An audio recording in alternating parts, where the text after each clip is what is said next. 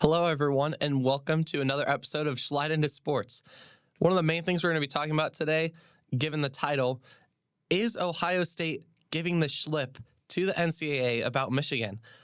A very interesting development to the story from last week, that is for sure. UCLA falls out of the AP poll, Penn State versus Michigan this coming weekend, and how will the story surrounding Michigan affect the preparation of both teams going into this game, and more, including a lead-up into next week, introducing our first one or two guests on the show. Stick around and find out what we're going to be talking about next week. Okay, I would like to thank everyone that joined the college football watch party live stream on Saturday. It was fun watching college football, of course, but it was also great to have conversations with y'all and answer some of your guys' questions. The next stream will probably be Monday, November 13th during Monday Night Football, and not Saturday because I'm going to be out of town and won't be able to stream then. All right, let's just talk about the AP poll announcement. Top 9 didn't change at all, but there's a lot of chaos from 10 through 25 because a few of those teams that were in the teens last week lost, and some of them were 2 lost teams, so they really fell. So, per usual, you've got Georgia 1, Michigan 2, Ohio State 3, Florida State at 4, Washington at 5, Oregon at 6, Texas at 7, Bama at 8, and Penn State at 9. So they all hold their spot because they all won or they had a bye week or they just didn't do anything wrong that weekend. Then you have Ole Miss moves up to 10, Louisville moves up to 11, Oregon State is back at 12, Utah moves back up to 13. Tennessee goes up to 14. Oklahoma State jumps from being not ranked to 15. Missouri falls to 16. Oklahoma goes to 17. LSU falls to 18. And then you've got Kansas at 19, Tulane at 20, JMU at 21. Notre Dame falls to 22nd, so they fall a whole 10 spots. Arizona moves up to number 23. North Carolina comes back into the rankings at 24, and Liberty at 25.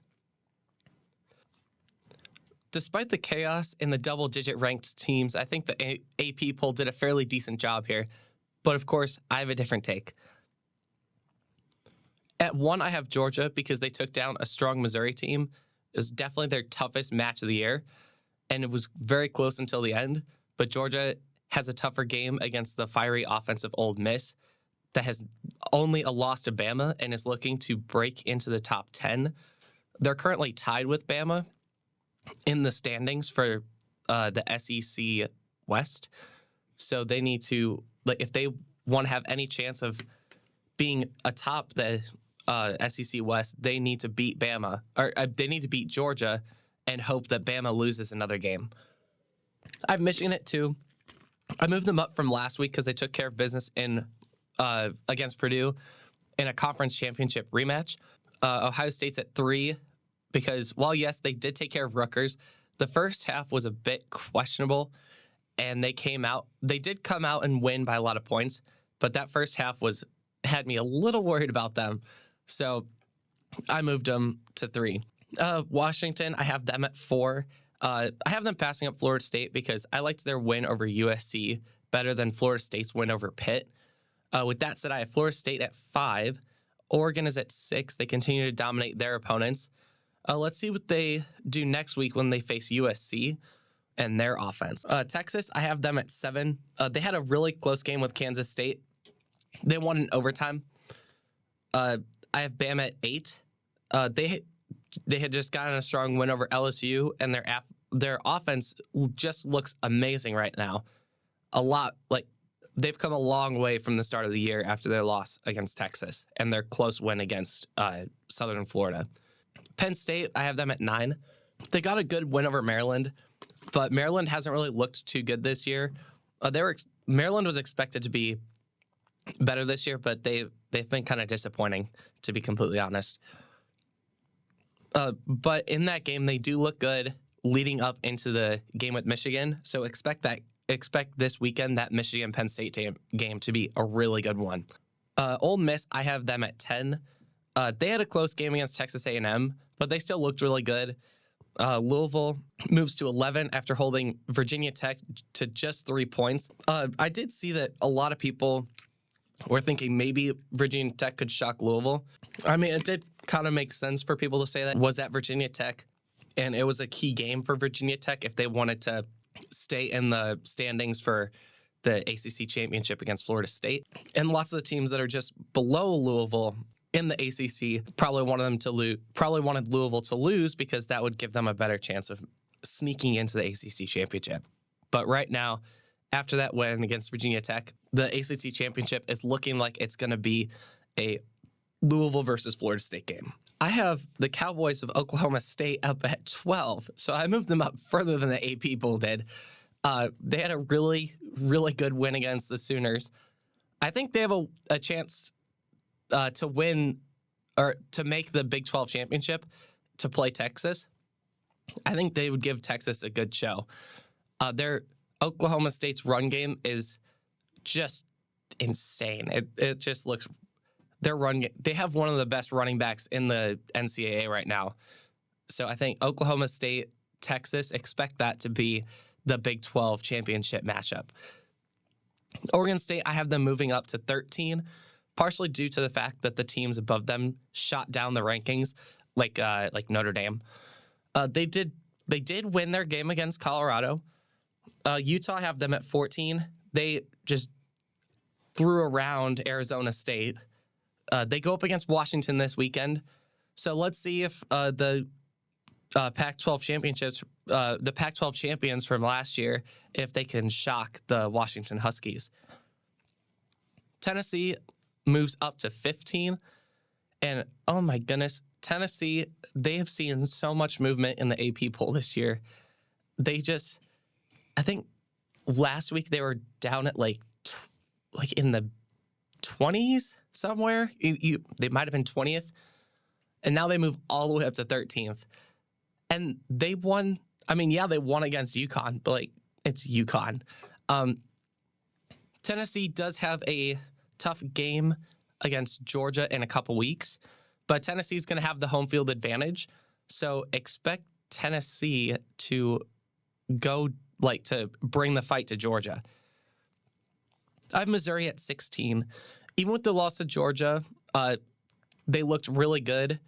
Their offense seemed to tire out in the fourth quarter. 2 critical interceptions were thrown on the 2 last possessions of the game, which cost Missouri the game. Kansas, they move into the 17th spot after a great win against Iowa State. That game was kind of wild too. Now I have Arizona at 18. Do they have 3 losses? Yes. Did they lose to USC? Also yes. But ever since then, they have just been on a roll and have steamrolled everyone else they've played. They steamrolled a very strong UCLA team, and making them go all the way to their 3rd string QB. So the first QB got injured in the middle of the game. Then the second one came out. He got injured. And then they had the 3rd one. So the Arizona defense looked really tough there. But yeah, no, I think this is also the first time in a while that Arizona has beat 3 ranked opponents in a row. This has been an absolutely great month for Arizona. I have LSU at 19. They lost to Bama, and their QB is now injured. So expect LSU maybe to not look as good.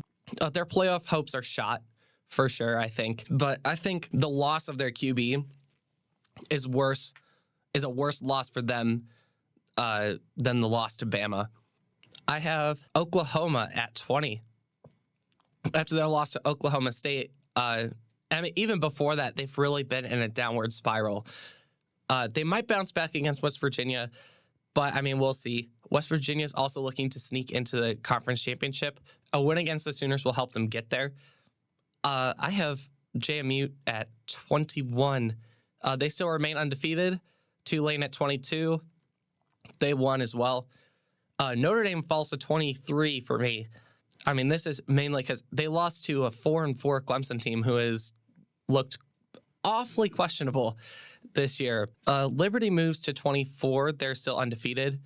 And I have North Carolina at 25. I mean, they held Campbell to a single touchdown. Like, that's Campbell. They're going up against Duke this week. So just like how I said about USC last week, don't expect North Carolina to stay in there very long. And that's all for my rankings. So let's go look at the pick'em games now. This slate of games is going to be interesting. Well, I mean, this kind of works out because we wanted to talk about Penn State Michigan game, and that's the first game on the list. Right now, it is split about 80-20 in Michigan's favor. Majority of people are picking Michigan, but the match predictor has it split 50.7 to 49.3. So it's like they have it split 50-50, but it's slightly in Penn State's favor.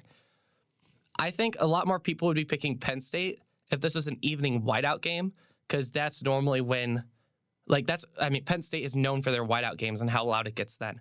But because it's a noon game, people are maybe expecting it to not be as wild of an environment. But I wouldn't count out the Penn State fans. It will still be a very electric game. I mean, let's look at both of their last two games here, because I mean, both of them dominated in their last two games. And it's kind of interesting because they're both, like, the outcomes of the games kind of ended very similarly. Penn State played Maryland at Maryland. Michigan played Purdue. It was at home. Penn State scored 10 more points against Maryland than Michigan did against Purdue, but Michigan held Purdue to less points than Penn State held Maryland. This is going to be a very close matchup. But while we're here, let's talk about how the teams are preparing amidst the Michigan story. Because, I mean, we did kind of talk about it a little bit, but because the story, like all the accusations, people are now like being more cautious with their signs and yada, yada, yada. But, I mean, the story does not, I mean, from what we've seen so far, the story doesn't seem to have a negative effect on the team morale of Michigan. If anything, it has made it stronger. They've really rallied behind their coach, which I think is really good for them. They might be tiptoeing now just because, you know, they've got the spotlight on them and they don't want to get into any more trouble, I don't think. Penn State is probably working something up to prepare for the change of signs in some form or fashion as a precaution. Penn State's also riding on the fact that they lost to Ohio State a few weeks ago, and they're looking for a place in the top 4 to get into the college football playoffs for the first time ever. And in order to do that, they must beat Michigan. So this game for Penn State is a bigger game than when they played Ohio State. So this is probably going to be Penn State's biggest game of the year. Otherwise, if they lose, they can kiss their top 4 hopes and playoff hopes goodbye. With that, even though it's a noon game, expect a very passionate and loud Penn State fan base to show out at the game. And with all that riding for Penn State, I wouldn't be surprised if this game gets taken to overtime. We did see last week a lot of games go into overtime. So I would expect nothing different this week. This is one of those games where it could very well go into overtime. Both these teams, they're really good at rushing. Their defenses are both solid.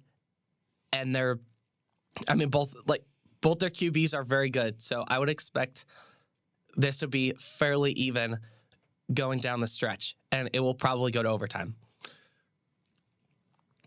And I think Penn State they're probably going to come out on top, but I think what'll happen is it'll be a close matchup here, and then Michigan, I think they're going to be going into a bye week, and then they're going to be preparing to slaughter Ohio State to make a statement. Because I think after the Penn State game, people are going to be like, oh, well, Michigan can't play good teams because of without sign stealing, blah, blah, blah. But that'll get Michigan and their team fired up, ready to just destroy Ohio State. I mean, the past couple times, yes, Michigan has beaten Ohio State by more than 20. I think they might take it further if they lose against Penn State. They might try to beat them by more than that. So, I mean, I think in this outcome, I'm going to take Penn State just because I think it's a pretty even matchup and more people are picking Michigan. And I think sometimes if you pick the matchup where less people are picking and you win, like it's a better win for you. I mean, it's kind of like picking the under every single time, you know? If you pick the under every time, you have to put more money out in order to make more money. But when you pick the over, you put out less money and you make more money. So I'm essentially taking a little bit of a risk here. Second game on the docket is Texas Tech versus Kansas. I mean, give me Kansas. It's at Kansas. They still have a chance to get into the conference championship game, which is looking like it's going to be against Texas. And they still have a chance, even though they're a 3-loss team, because of their conference record. Because the conference championship game is based, like you get into that based on your conference record, not your overall record. Texas Tech did have a big win against TCU, but don't let that fool you, because the TCU team this year they do not look like they did last year. They do not look as dominant. They do not look as good this year as they did last year. They did also lose a lot of people to the draft. So I would expect Kansas to win this game, hands down.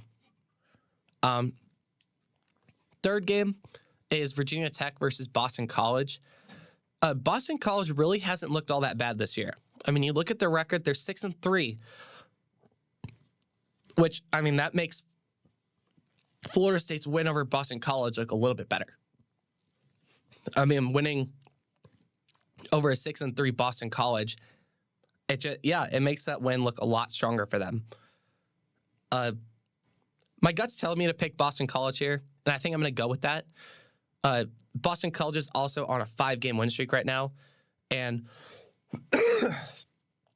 2 of their losses are against the 2 top teams in the conference, which is Florida State and Louisville. They had a strange loss to, I think it was Northern Illinois. They had a strange loss to Northern Illinois, like week 1 or week 2. But ever since then, Boston College really hasn't looked all that bad. And I think Virginia Tech they put a lot of preparation probably going into the Louisville game. And I think that loss demoralized them. So I'm going to go with Boston College. Next game is the Iowa Rutgers game. And a lot of people are picking Iowa here, which is shocking me. Because, I mean, yeah, sure, Iowa's 7-2, but both teams have strong defenses. I think the Rutgers offense is better than the Iowa offense. I mean, you look at Iowa, they're basically USC, but in reverse, right? Like USC, their offense, they can put up points all day long, but that defense gives up like the worst amount of yardage almost in the entire NCAA. Like their defense is not up to par to anyone else. But Iowa's defense is really good, and they like stop a lot of people, and it's one of the top defenses in college football. But their offense puts up like no points. I mean, you even look at their win against Northwestern. It was 10-7. It was a close game. It was not. Yeah, it just was. It's not. They just don't put up a lot of points. And Rutgers, they put up a lot of points. I mean, they stood their ground against Ohio State last week, and I think Rutgers is gonna they're not happy about that loss. So I think they're gonna just absolutely take it out on Iowa. Give me Rutgers. Game 5 is Western Kentucky versus New Mexico State. The match predictor says Western Kentucky has almost a 74% chance of winning this game. But a lot of people are picking New Mexico State, which I mean kind of makes sense because New Mexico State is on a 5-game win streak, while Western Kentucky has only won 3 of their last 5 with the 2-game losing streak after being UTEP. I think Western Kentucky snaps New Mexico State's win streak and beats them. Western Kentucky does have a really good offense. They were one of the teams that put up 10 or more points up against Ohio State. Not a lot of teams can say that. And this game is at Western Kentucky. So I think it's going to take too much time for the New Mexico State team to get acquainted to the away environment of Western Kentucky. And Western Kentucky jumps out to an early lead. And that's all that has to be said, I think. Western Kentucky, give me Western Kentucky.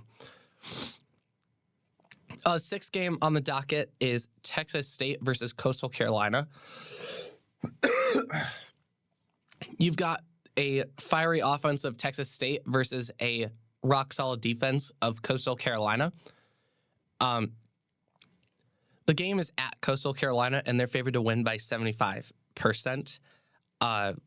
Coastal Carolina is also on a 4-game win streak, looking to make it 5, while the Wildcats of Texas State have lost 2 of their last 5.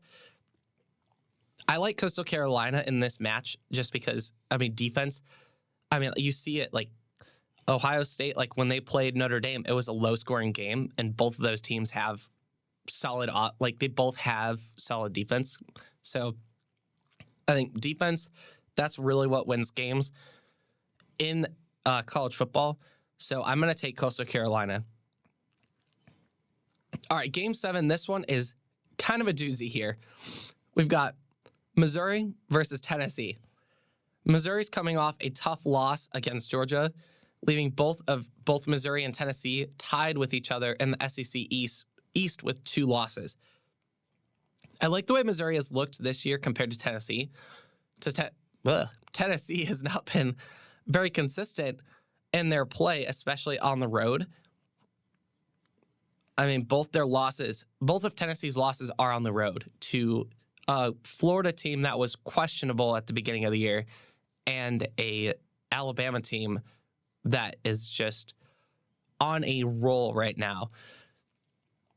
So I think Tennessee being on the road is a big factor in this matchup, especially with a hungry Missouri team that wants to win after a tough loss to Georgia on the road.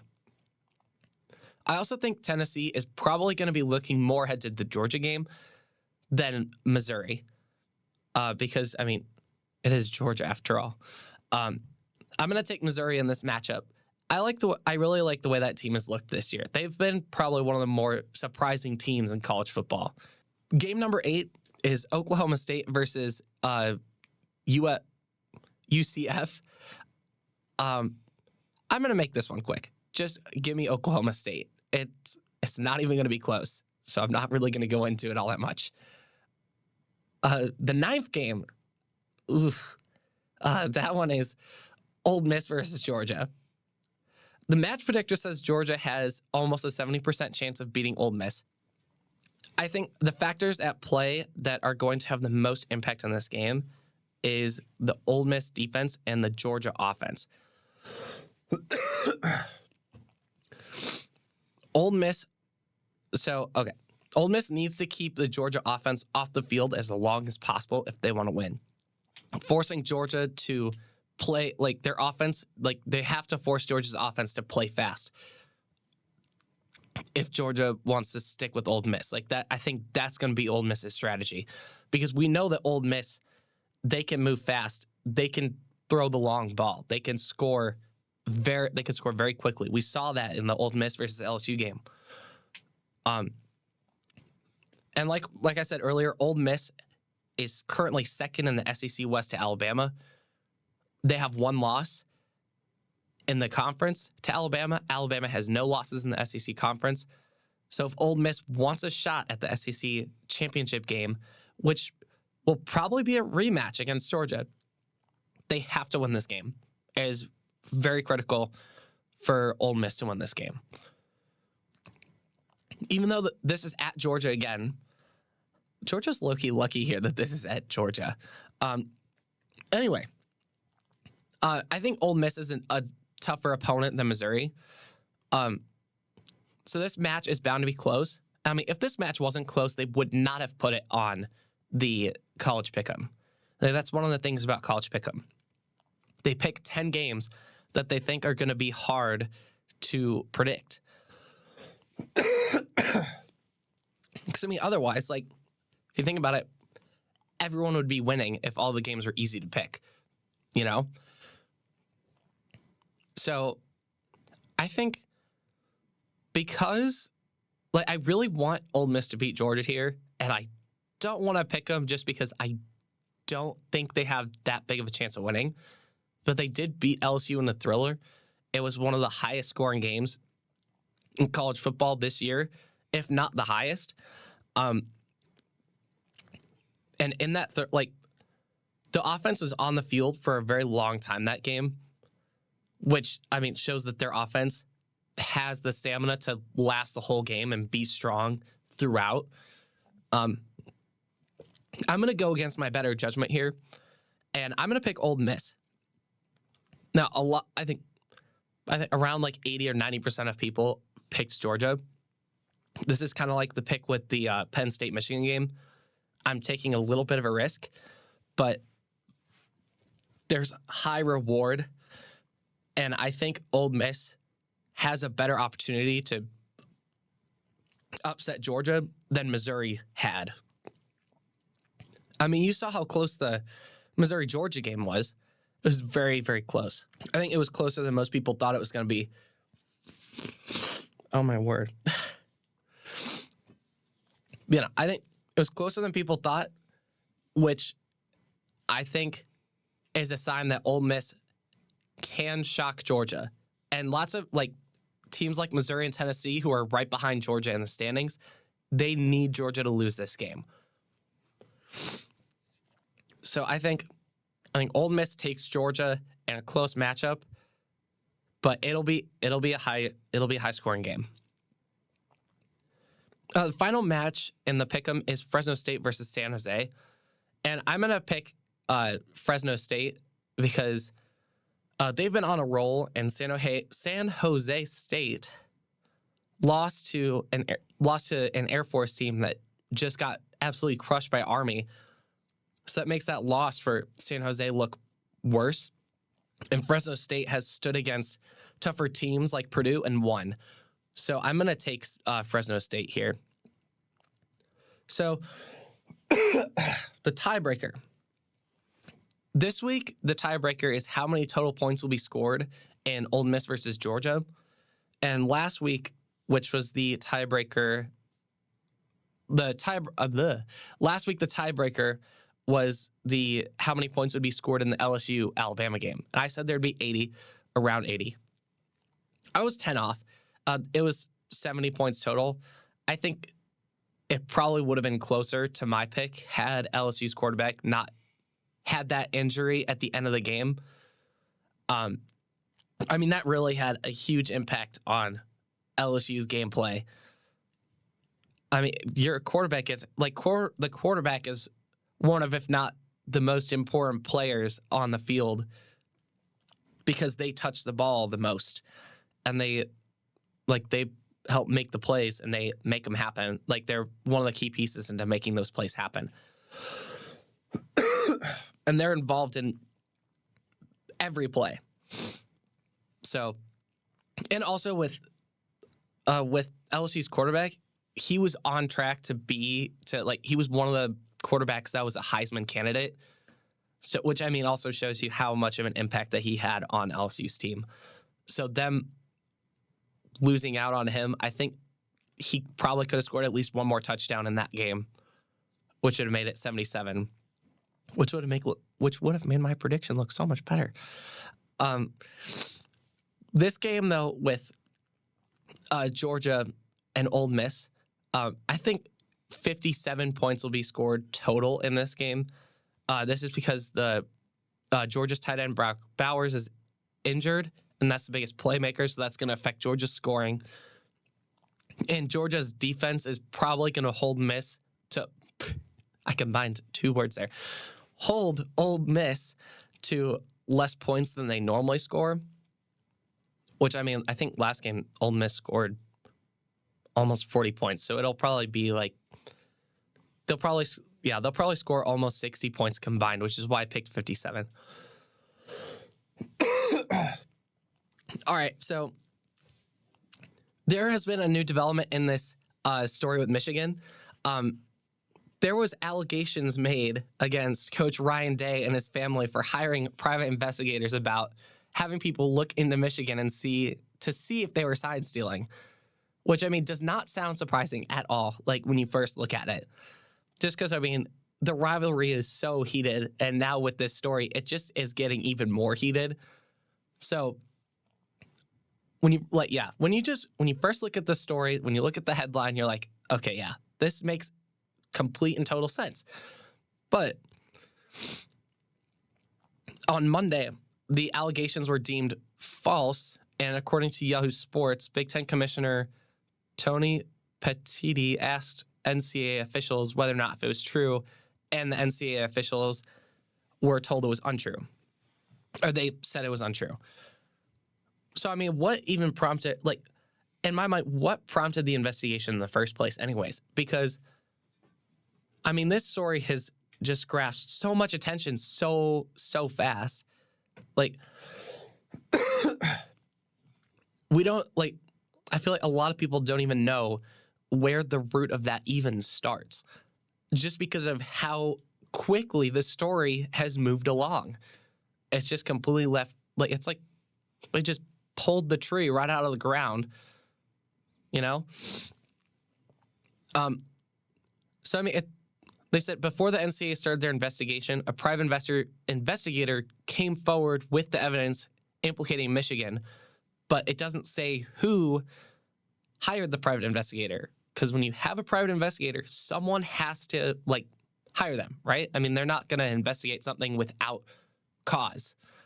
Because, I mean, you know, why investigate something without cause? I mean, I think that's also illegal.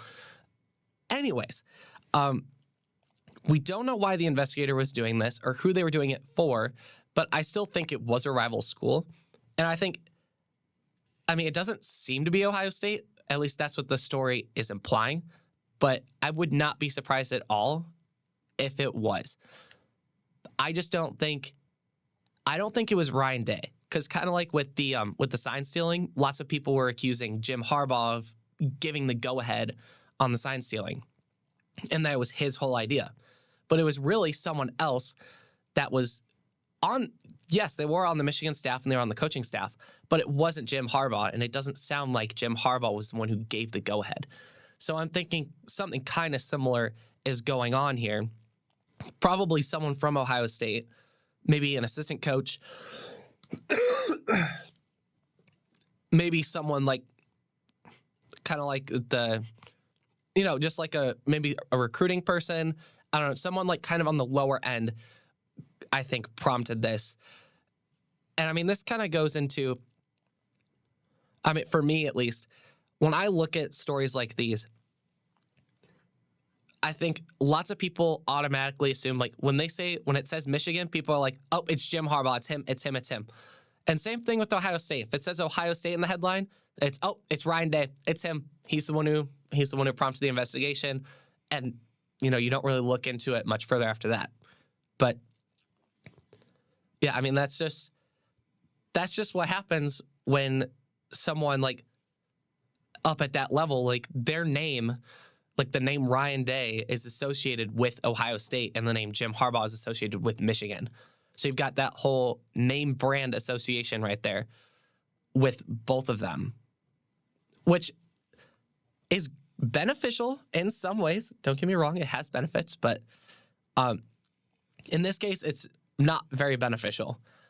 But when stuff like that happens, like, I mean, in the article, it talked about how Ryan Day and his family, after the allegations were made against them, that they were receiving death threats, which, I mean, that is not okay.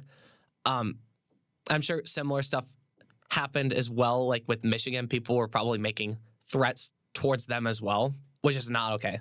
But that's what happens with the name brand association. There is the benefits, but there's also the things that are not so nice like that.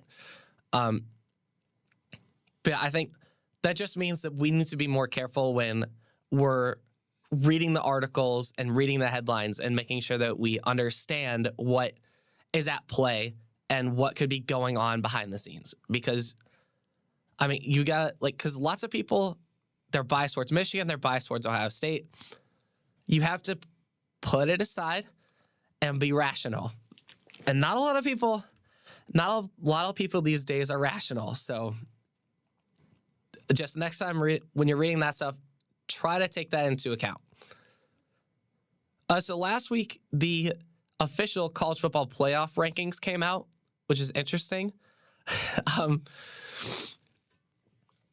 I think it definitely was interesting. They're definitely going to change. I mean, I'm not going to be able to actually put them up and react to them. So I'll be doing that on Twitter, or maybe I'll make like a stream for that. But let's just react to last week's rankings. Let's just like look back at them and think about how much different they're going to be this week because of all the chaos that has happened. Okay, so they had Ohio State at 1, Georgia 2, Michigan 3, Florida State 4, Washington 5, Oregon 6, Texas 7, Bama 8, Oklahoma at 9, Ole Miss rounding out the top 10, Penn State 11, Mizzou at 12, Louisville at 13, LSU 14, Notre Dame 15, Oregon State 16, Tennessee 17, Utah sitting at 18, UCLA 19, USC 20, making a little Pac-12 trio there. Kansas at 21, Oklahoma State 22, Kansas State 23, Tulane 24, and rounding out the top 25 is Air Force. I wouldn't be surprised at all if 3 of these teams were off the rankings this week. I think the teams that'll probably be off are USC, UCLA, and Air Force. Those are probably the 3 teams that are going to get booted out of the college football playoff rankings going into this week. I think Ohio State will probably move out of the number 1 spot. And I only say that because Georgia's resume has improved immensely after that win against Missouri. And I think other than that, I think the top 9 spots will probably stay the same. Bama might move up past Texas. I mean, the college football playoff rankings, they rank it differently than the AP poll. So I think that could be a change, even though Bama lost head-to-head to Texas. But you never know. But yeah, if you want to see more of my reactions, I'm probably going to be doing it on Twitter. I might do like a little recording or just like a little tweet. I don't know. We'll see. All right. To end the episode, I have a special announcement. I'm going to have 1 or 2 guests on the next episode. We're going to talk about swimming a little more in that episode. So I decided to not talk as much this week, and that's partially because the mid-season meets are coming up. So I wanted to go into a little more detail with swimming next week to talk about like the mid-season meets and also like how recruiting affects high school students and like going into college and how like different college swimming is than high school swimming and stuff like that. Because I think not a lot of people really talk about that.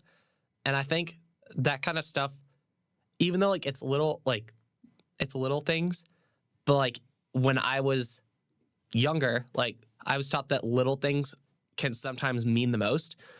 So we're going to talk about the little things, but we're going to do a deep dive on it.